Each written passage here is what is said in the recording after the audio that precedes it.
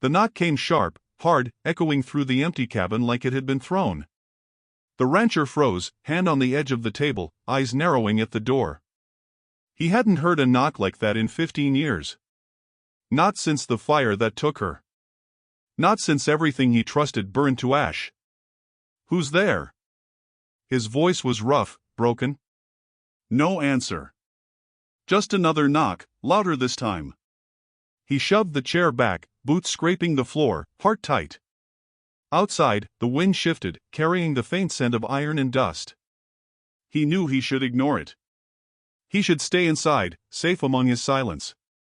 But something about it gnawed at him. He opened the door a crack. A woman stood there, small, hands trembling around a sealed envelope.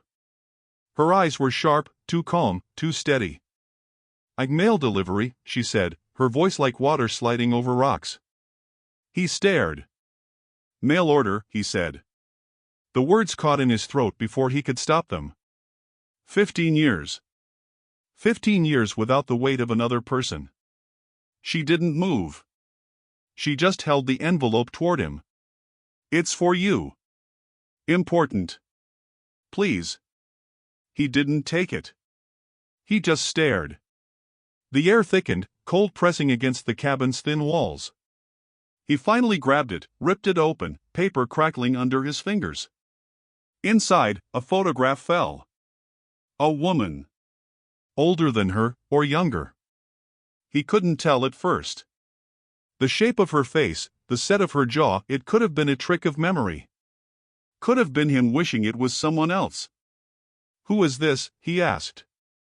"Someone who knows," she said. Her eyes didn't blink. Something about the way she stood, rigid, still, made him step back. Fear curled at his gut. He shoved the door closed. Locked it. Still, he could feel her eyes through the wood, cold, watching. He sat at the table, paper spread out, and for the first time in 15 years, he remembered what it felt like to want someone close. To need someone. To be afraid of them. A clock ticked somewhere, slow and deliberate. He wanted to tell her to leave. He wanted to tell himself to leave. He wanted to run.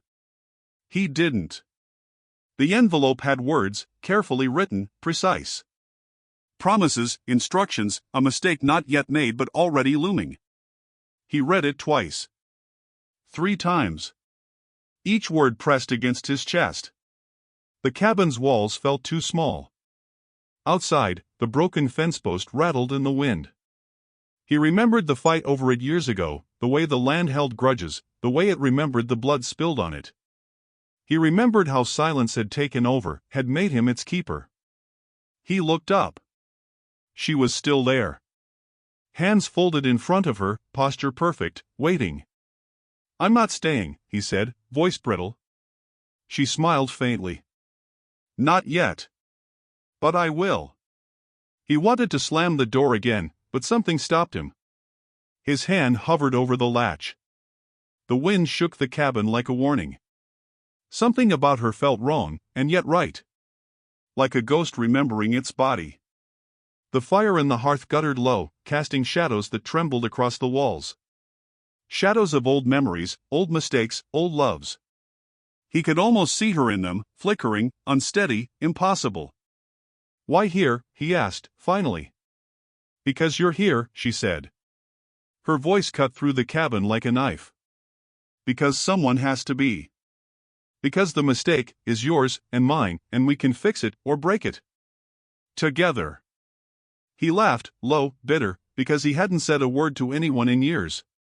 Because he hadn't thought in years that anyone would come for him, that anyone would dare. She stepped forward, and the boards groaned under her weight. He tensed. "Stay," she said, "or go. The choice is yours." The envelope slipped from his fingers. He bent to pick it up, shaking hands, and for a moment, he almost believed he had been waiting for this. He could feel it in his bones, the shift, the pull, the crack in his carefully barricaded life. Outside, a crow cawed, the sound sharp, accusing, watching. He looked at her, and she looked back. Silence. Heavy, loud, demanding. And then he nodded. Not a full nod, not agreement, just acknowledgement. The first step. 15 years of solitude, broken in one knock. One envelope. One woman standing in the doorway, carrying fire in her hands. He didn't speak. She didn't speak. And the wind swept through the cabin, through the broken window, through the memories, and carried the scent of new beginnings, or perhaps endings, who could tell? Shadows shifted again. The photograph lay on the table. He touched it with trembling fingers. She waited. Outside, the fence post rattled. The cabin's door creaked. He drew a deep breath, feeling the weight of 15 years ease, just slightly. He was ready. Or maybe he wasn't. But it didn't matter anymore. The knock had come. The story had begun. He didn't sleep. Not really. The fire had burned low, casting a trembling light across the cabin walls, and the photograph lay on the table like a weight pressing him down. She had stayed by the door, silent, watching, waiting, letting him wrestle with himself. He finally sat up, rubbing his face.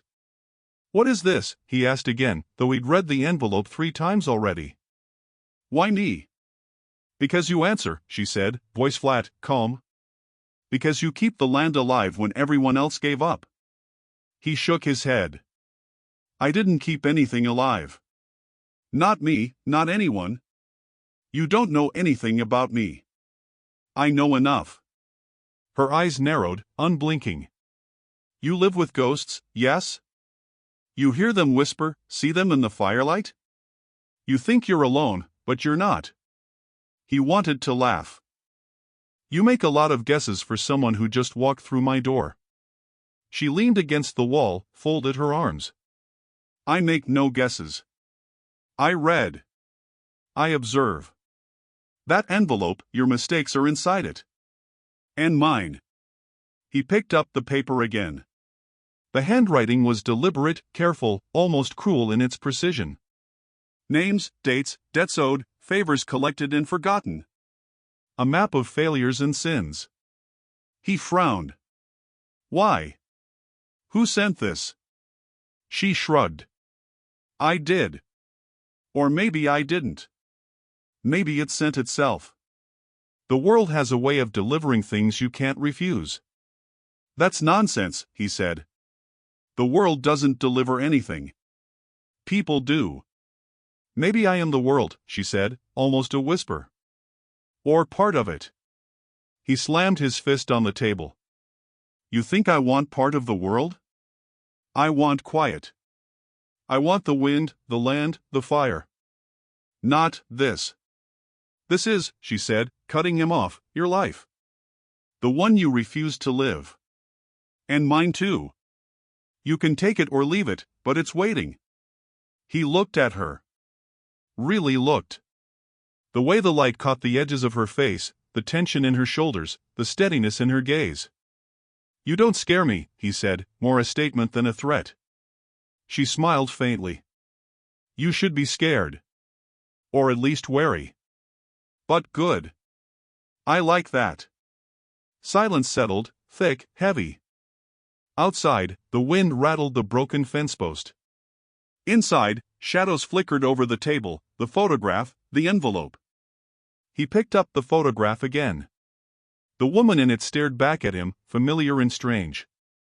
He could feel the past curling in his chest, memories pressing on him. "She looks like," he started, but couldn't finish. "Like someone you lost," she said, finishing it for him. "Yes," he admitted, voice low. Someone I couldn't save." "And now?" she asked. Now, maybe you can." He laughed, hollow. "Maybe I can, or maybe I'll just make another mistake.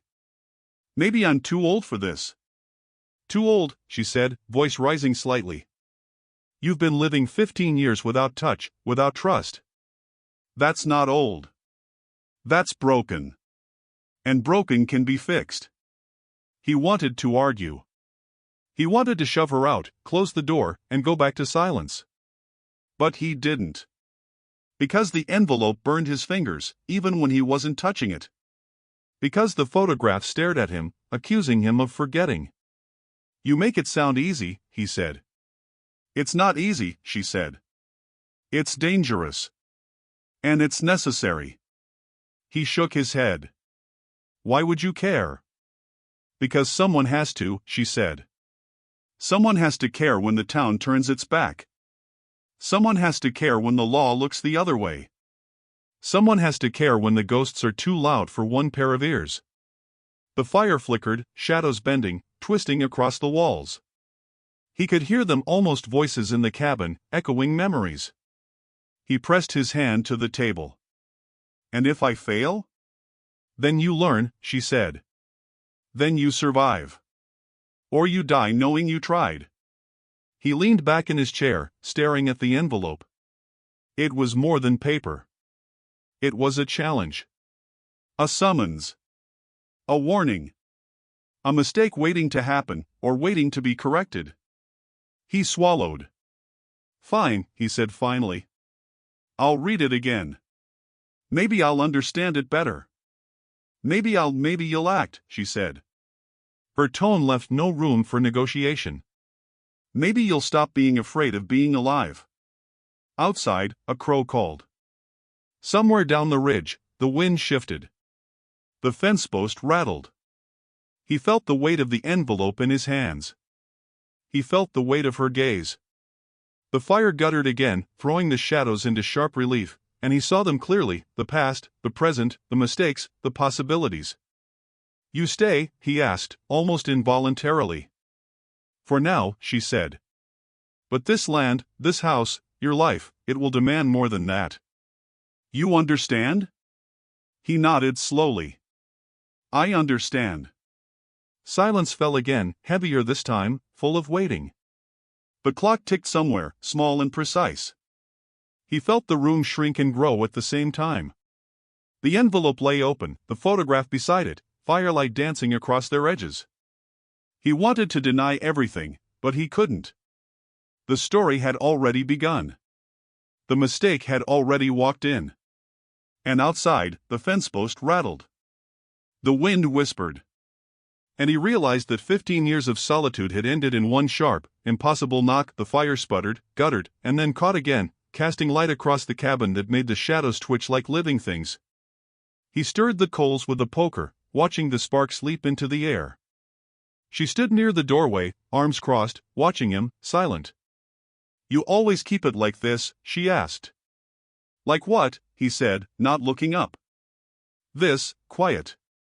This cage. Even your fire fights back." He grunted. "It's warm. That's all it's meant for." "Warm," she scoffed. "You live in a tomb and call it warmth."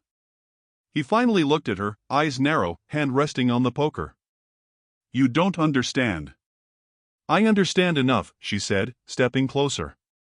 The floor creaked under her weight. "You're scared." "Scared of this?" She gestured to the cabin, to the fire, to him, "and scared of me." He laughed low, bitter, a sound that shook the walls. "You have no idea." "Try me," she said, chin up, eyes sharp. He spat on the floor.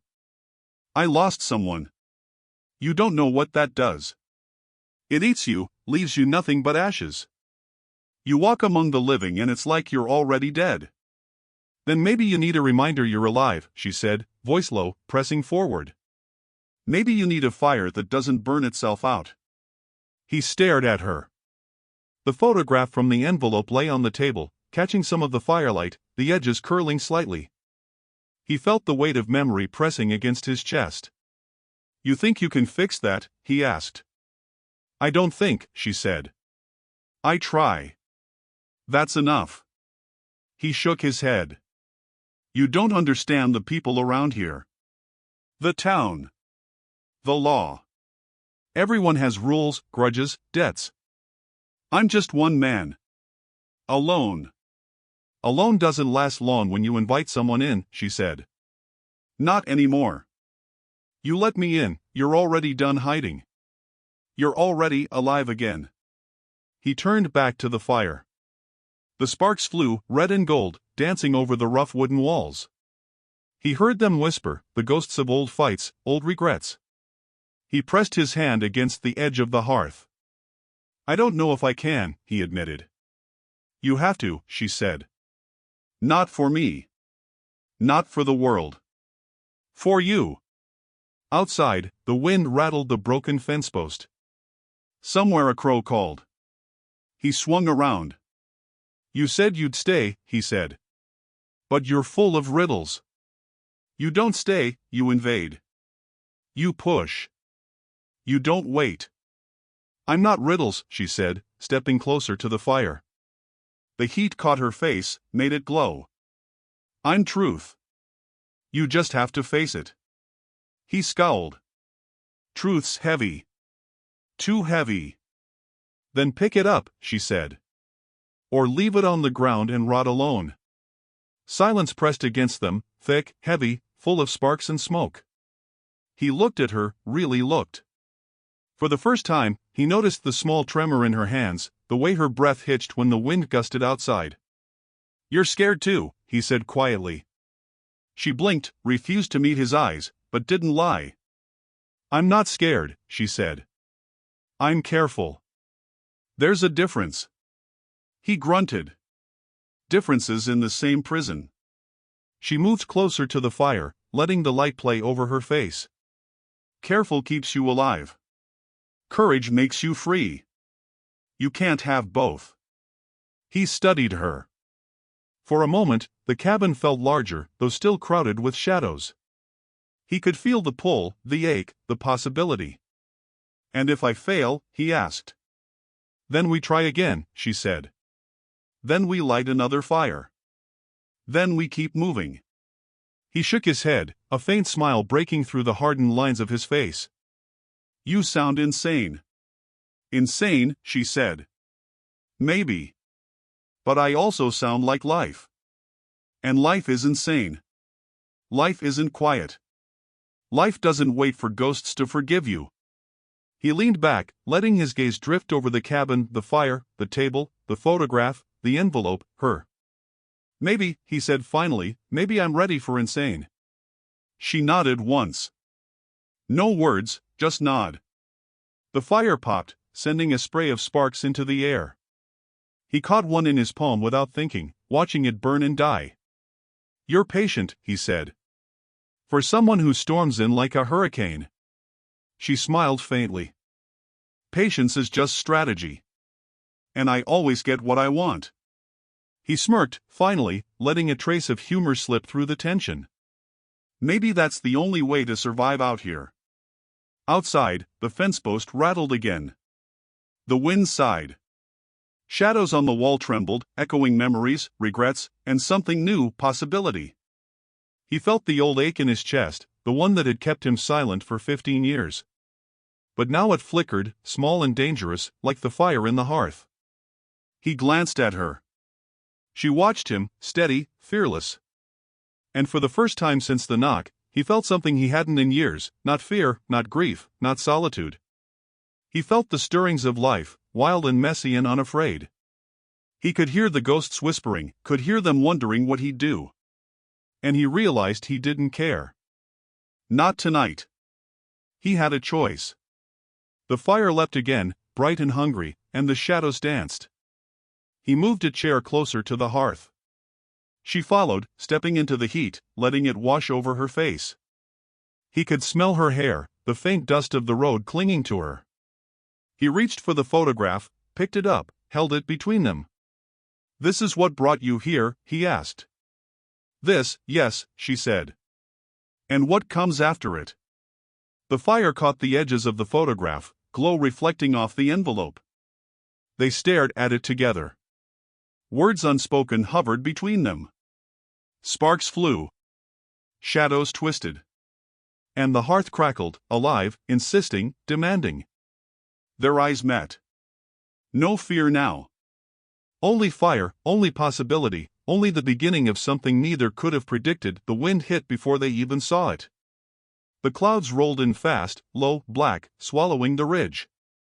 He slammed the cabin door, bolted the latch, but the sound of it rattled in the rafters like warning bells. Storm's coming, he said, voice tight. She glanced at him, calm, almost bored. I see it. He grabbed a coat off the peg, muttering. You ever been in one like this? I've been in worse, she said.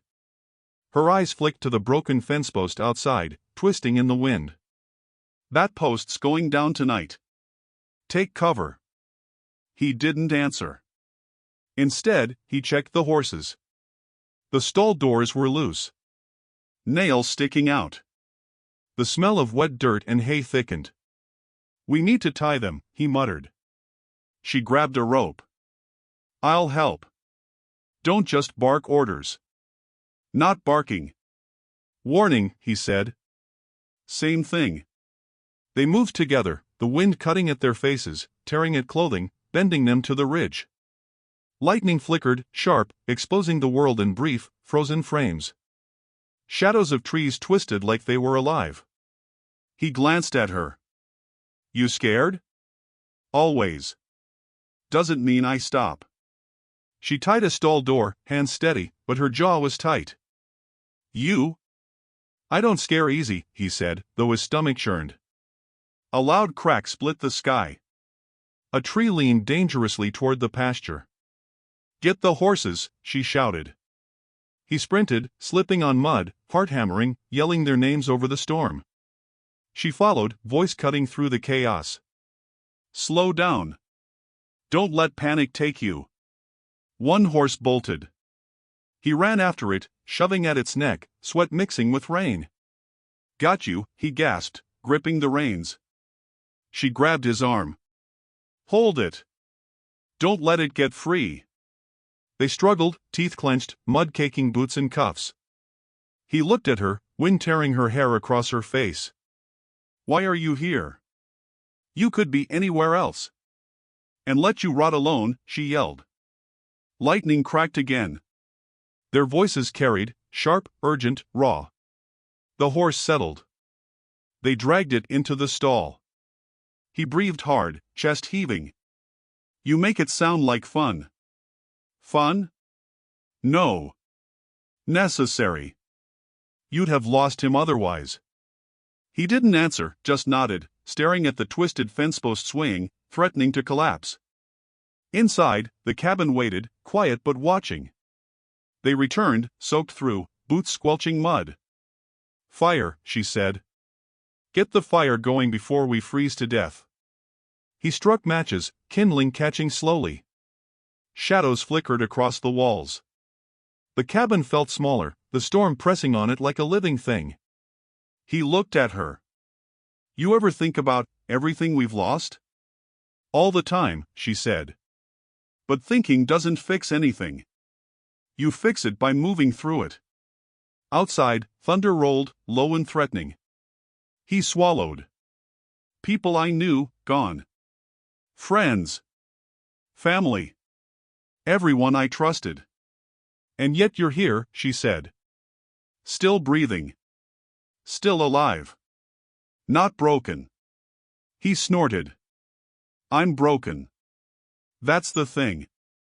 Broken doesn't heal. Broken heals, she said, feeding the fire. But only if you let it. Only if you fight the wind instead of hiding from it. Lightning struck again, closer this time. The house shivered, boards groaning. He looked out the window. Shadows danced over the ridge. He pressed his palm to the glass. You see them too? The shadows? Yes. But they're not all ghosts. Some are memories, some warnings, some chants. Don't let them scare you.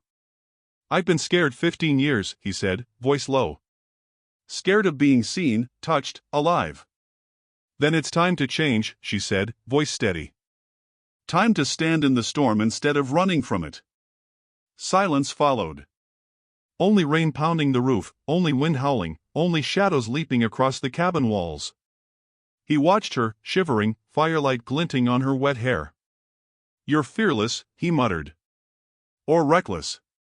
Maybe both, she said, smiling faintly. The air thickened, charged, almost alive. He felt it in his chest, the tension, the pull of possibility, the ache of trust stretched thin. I don't know if I can, he admitted. Then you try, she said. And I'll help. Or we both fail. Either way, we face it together. The lightning flashed again. Shadows twisted, forming shapes he almost recognized, faces of old friends, enemies, lovers, family long dead. They pressed close, tight in the cabin, mud-streaked, clothes soaked, hearts hammering. He looked at her. You're right, he said. This is what it means. Storms and shadows.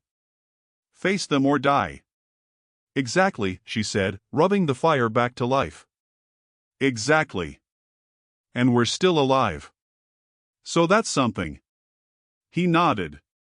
Outside, the fence post finally fell with a crash. Wood splintered. Rain washed everything in silver light. He watched the shadows shift again, caught in the firelight, caught in the storm. You think the town knows? He asked, voice low.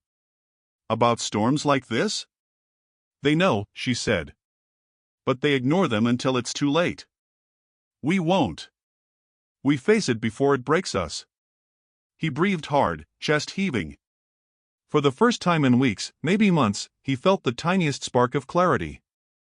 Survival wasn't enough anymore. They had to live. The wind screamed outside, shaking the cabin walls. The fire snapped, sending sparks dancing. She looked at him, eyes sharp, daring him to move, to act, to step into the storm. He nodded slowly. We move together, he said. She smiled faintly.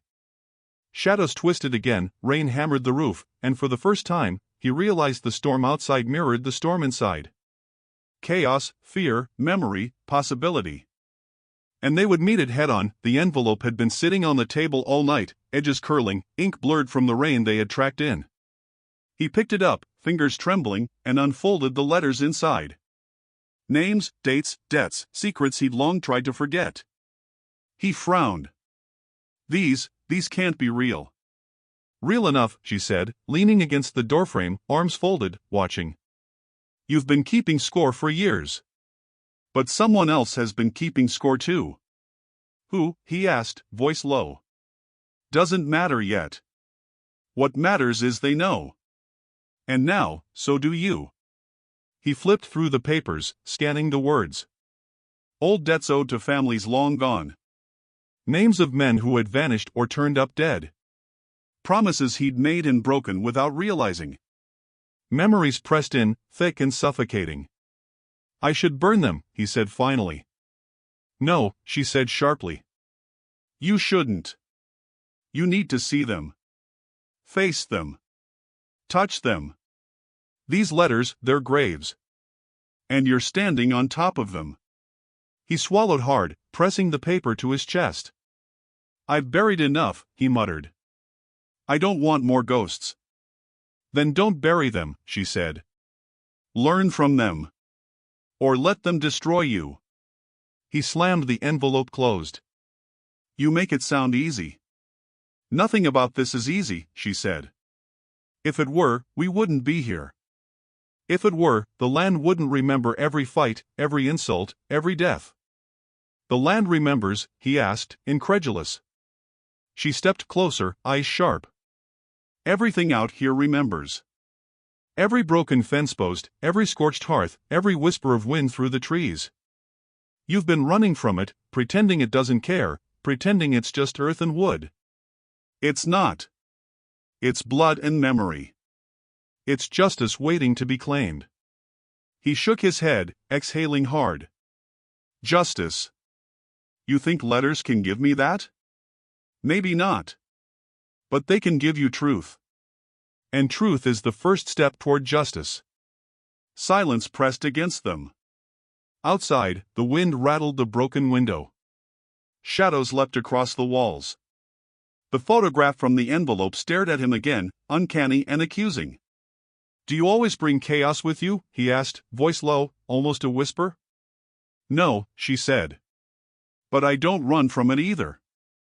I've been alone 15 years, he said. I've been careful. Calculated.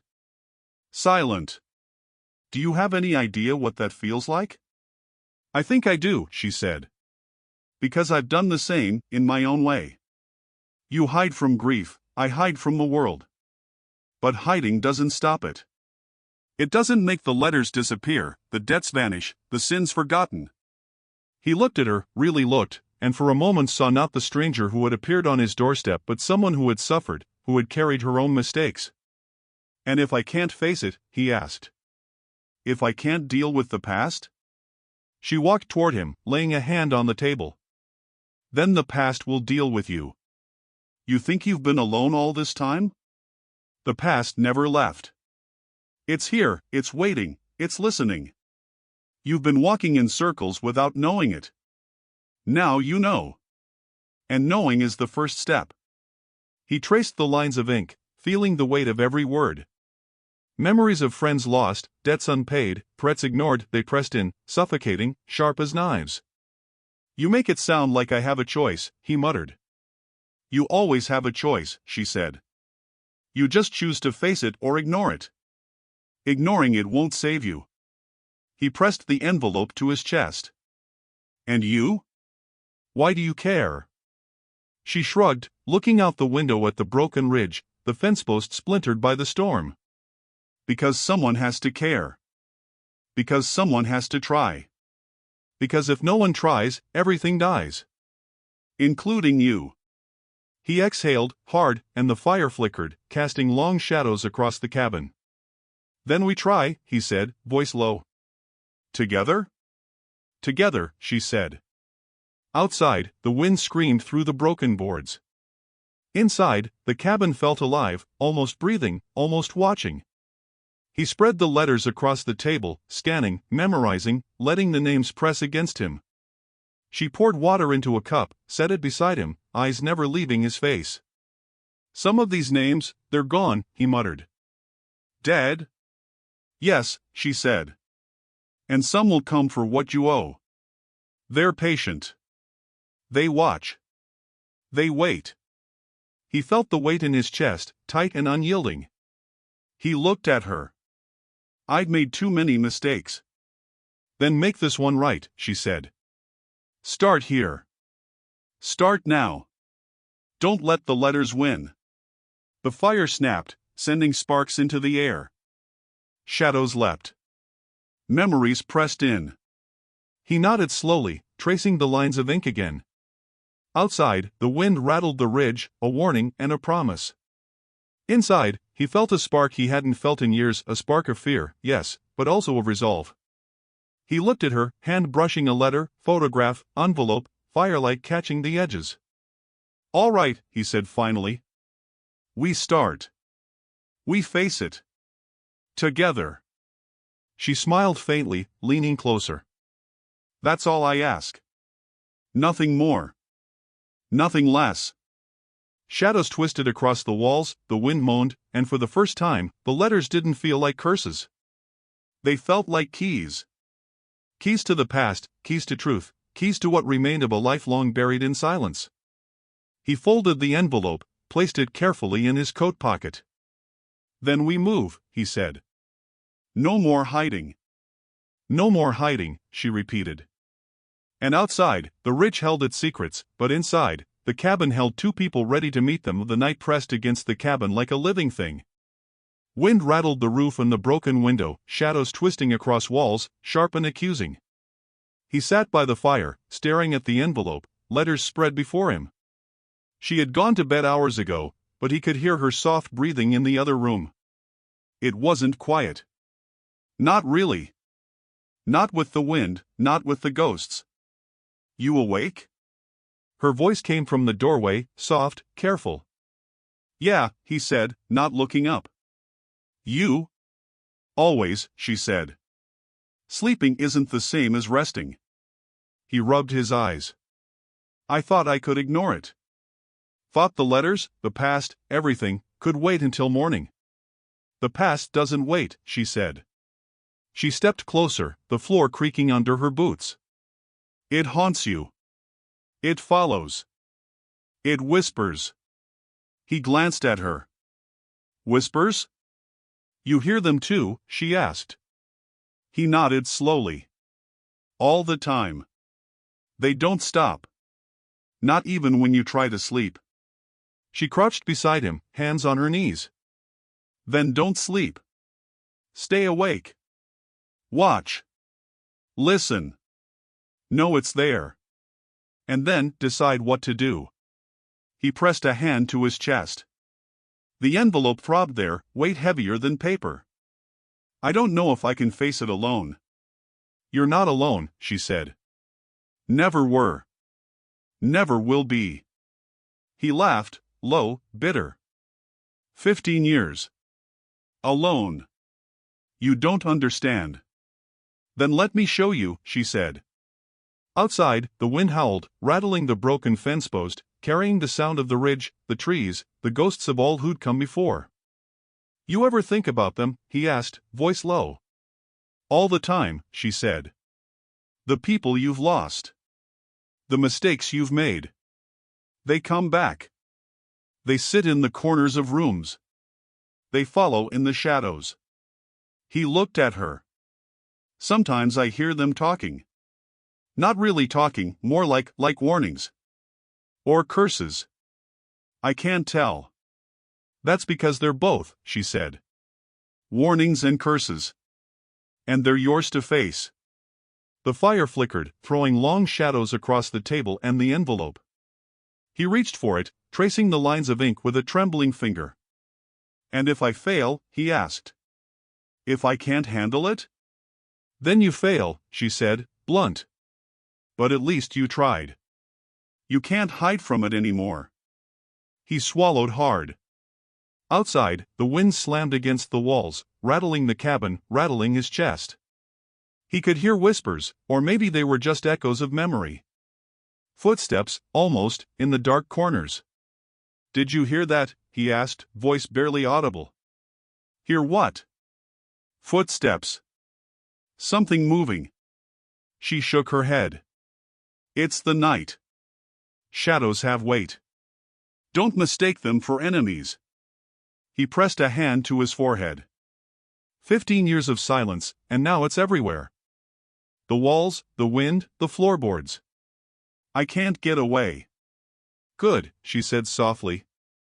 You shouldn't want to. You need to feel it. You need to know it's alive. Otherwise, the past controls you without your consent. He exhaled, heavy, shaking. Then what now?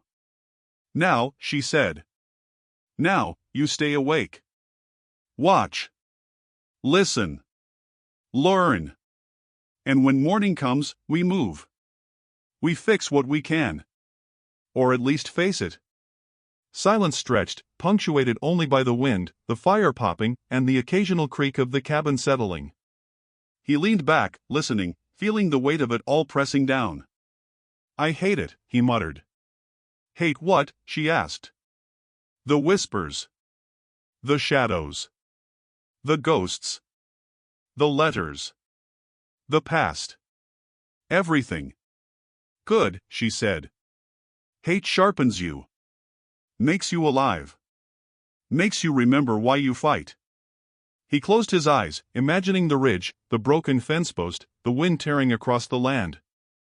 Memories pressed in, faces long gone, mistakes long buried. He could feel their presence in the room, could feel the cabin breathing, watching. I hear them everywhere, he said. In the fire. In the wind. In the floorboards. Then stop running from them, she said. Face them. Let them speak. Decide what you'll do with their words. He opened his eyes, staring into the fire. Sparks leapt, danced. Shadows twisted over the walls. Somewhere, in the dark, a branch snapped. He tensed. She placed a hand on his shoulder. It's okay. They can't hurt you unless you let them. Remember that. He swallowed, nodding slowly. All right. I'll try. But it's hard. Nothing worthwhile is easy, she said. Hard is the only way worth walking.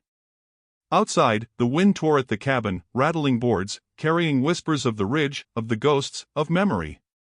Inside, two people sat close, shivering, listening, waiting, feeling the weight of the past pressing against them and knowing they would face it together.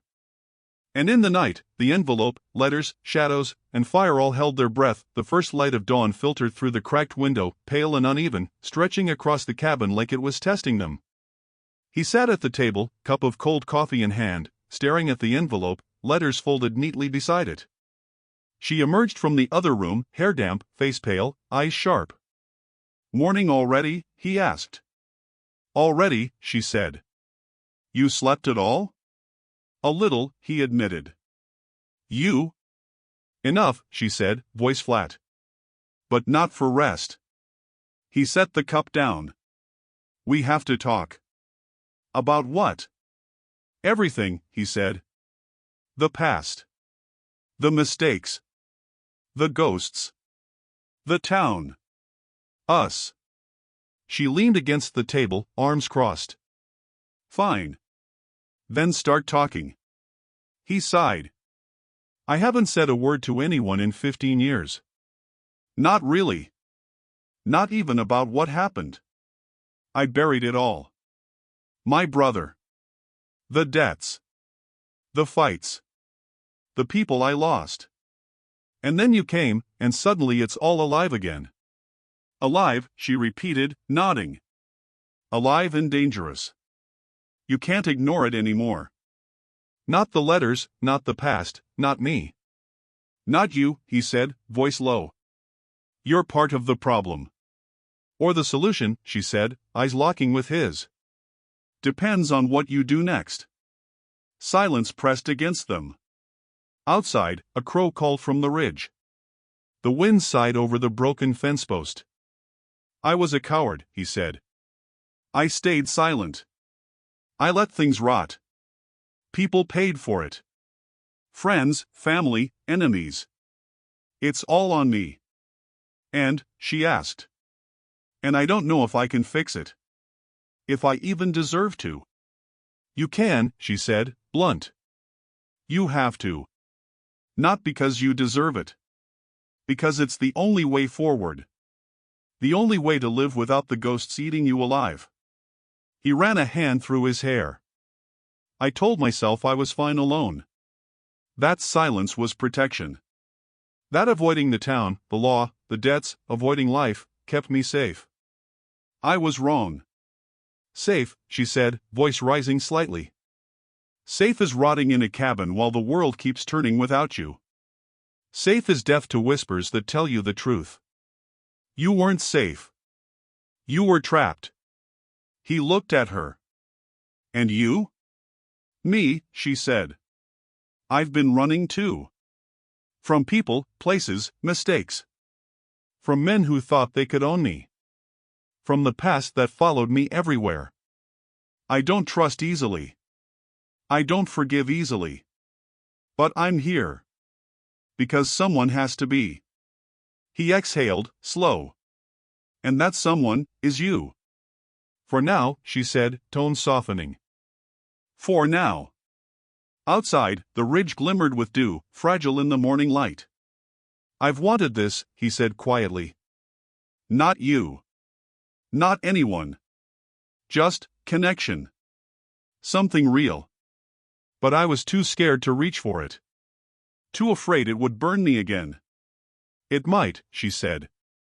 "But it might also save you. Or me. Or both." "You trust me," he said. "Enough to stay?" "Enough to try," she said. "That's all I ask. That's all anyone can ask." He laughed softly, bitter, low. "Try, after all these years? That's dangerous." "Life's dangerous," she said, eyes flashing. "You can hide. You can run. Or you can face it. I choose to face it." "You?" "I don't know yet," he admitted. "Then we'll find out together," she said, stepping closer. "We can face it. You and me. All the letters, all the ghosts, all the ridge, the town, the law. Together." He studied her, really studied her for the first time. Not as stranger, not as invader, not as threat, but as person. Someone who had fought, suffered, survived. And yet, someone willing to stay. I don't make promises easily, he said. You should know that. I don't need promises, she said. I need action. I need truth. And right now, we're in it. Alive. Breathing. Facing it. He nodded slowly. All right, he said finally. Then, let's start. Together. Together, she said, voice softening. The fire popped, sparks leaping into the pale morning light. Shadows twisted across the walls, familiar and strange. The envelope, letters, and photograph lay between them like a bridge to the past. You're different, he said after a pause. Than everyone else who came into my life. Than anyone I've lost. I'm not here to be different, she said. I'm here to be real. That's enough. He exhaled, slow, heavy, letting it out. Real, he muttered. Yeah. Real. Outside, the ridge glimmered with dew, and the wind sighed over the splintered fence post. Inside, two people sat close, eyes locked, breathing in the weight of the past, the burden of mistakes, and the fragile possibility of something new. We'll face it all, he said. No hiding.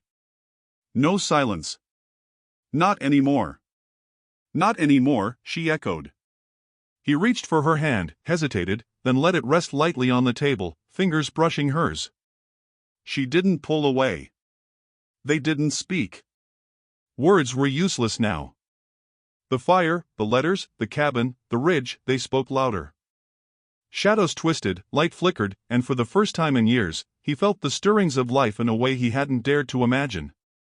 And the morning held them, fragile, unbroken, ready to face whatever came next. Together, the ridge was quiet. Smoke curled from the broken fence post, a thin spiral against the pale morning sky. He knelt, tracing the scorched wood with a gloved hand, ash falling through his fingers. She stood behind him, arms crossed, eyes scanning the valley. It's over, he said quietly. For now. Nothing's ever really over, she said, voice soft. But this, he nodded toward the ridge, the valley below, the scattered remnants of men and guns and threats, this we survived. He looked at the envelope in his coat pocket, letters pressed neatly inside, edges singed from the fire. The past, he muttered, it's still here. But it's different now. Different, she echoed. You faced it. Didn't run. Didn't hide. He exhaled, slow, letting the wind carry the tension out of his chest. I thought 15 years of silence made me strong. Turns out it only made me alone. Afraid. Half dead. Then you woke up, she said. And you're alive again. He looked at her. For the first time, he saw not just the woman who had knocked on his door, who had brought chaos, letters, fire, but the one who had stood through it all, steady, unyielding. You stayed, he said quietly. Even when it was dangerous. Even when I doubted myself. Even when, he trailed off. Even when you were afraid, she finished. He nodded slowly. Yes. Even then. The ridge stretched wide beneath them, valley and cabin below, sunlight glinting off broken boards, scattered ash, the faint shimmer of the creek. He let his gaze wander, feeling the weight of what had passed and the strange lightness of what remained. What now? He asked. We rebuild, she said. Slowly. Carefully. Together. The ridge, the cabin, the land, it's ours to hold. But only if we keep standing. Only if we keep facing it. He traced the edge of a burned plank. Memories pressed against him, the men, the threats, the letters, the ghosts, but they felt less sharp, less accusing. He exhaled, heavy, letting the wind carry some of it away. I never thought, after 15 years, I'd feel hope again, he said. Then you do, she said. Not because the ridge is safe. Not because the past is gone. But because you are alive enough to fight it. He swallowed. Alive enough to, he didn't finish. She stepped closer, hand brushing against his. To live, she said softly. To feel. To try. To love, maybe. He looked down at her hand, then up at her face. The wind tangled her hair, made her eyes glitter. Love, he muttered. That's dangerous too. Everything worthwhile is, she said. He laughed low, bitter, but a little warmer. You're right. As always. She smiled faintly, stepping beside him. They watched the valley, the ridge, the cabin below. Smoke drifted lazily from the hearth, a promise that fire still lived, that warmth still existed. What about the letters? He asked, reaching into his coat pocket. Keep them, she said. They're part of the story now. Part of the ridge, part of the past, part of you. Learn from them, not run from them. He nodded, letting the envelope rest in his hand, feeling the weight, the history, the mistakes, the truths. I never thought silence could be broken, he said quietly. I didn't think it could feel like this. It's always been waiting for someone brave enough, she said. Someone willing to face it. He glanced at her, eyes tracing the lines of her face, the strength, the scars, the resolve. You stayed, he said again. Even when I didn't know if I wanted you to. I stayed, she said simply. And you let me. He exhaled, a long, low sound. The wind rattled the ridge, carrying whispers of ghosts and memory, carrying the ridge's watchful silence. I guess, he said finally, this is what it means. 15 years, one knock, and now, life again. Life, she repeated, stepping closer. The ash on the ridge swirled, caught in the sunlight, a reminder of what had burned, what had been destroyed, and what had survived. He let the envelope fall to the ground, opened it slightly, letting the papers breathe in the sun. Shadows shifted across the ridge.